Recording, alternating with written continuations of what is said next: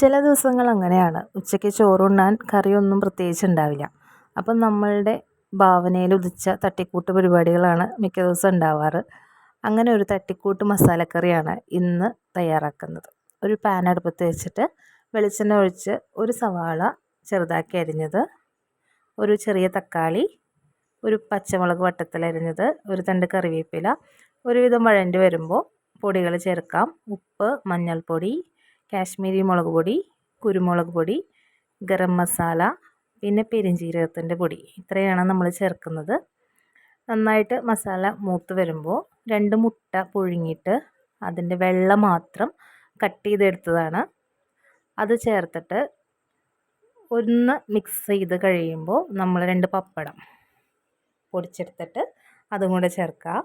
പിന്നെ നമ്മുടെ കയ്യിൽ ഉണ്ടെങ്കിൽ മാത്രം മതി കേട്ടോ, ഓപ്ഷണലാണ്, ഗ്രീൻ പീസ് വേവിച്ചത്.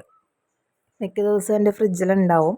കാരണം ഗ്രീൻ പീസ് ഉപ്പേരി ഇവിടെ ഭയങ്കര ഇഷ്ടമാണ് എല്ലാവർക്കും. അപ്പോൾ ഞാൻ ഗ്രീൻ പീസ് വേവിച്ചിട്ട് പകുതി ഫ്രിഡ്ജിൽ വെക്കാറുണ്ട്. മാഗിയൊക്കെ ഉണ്ടാക്കുമ്പോൾ ഇടാനൊക്കെ നല്ലതാണ്. അപ്പം ഗ്രീൻ പീസ് വേവിച്ചത്, ഇത്രയേ ഉള്ളൂ പരിപാടി. ഇതെല്ലാം കൂടിയിട്ട് നന്നായി മിക്സ് ചെയ്ത് ഫ്ലെയിം ഓഫ് ചെയ്ത് ചൂടോട് കൂടിയിട്ട് ചോറിൻ്റെ കൂടെ മിക്സ് ചെയ്ത് കഴിക്കാം.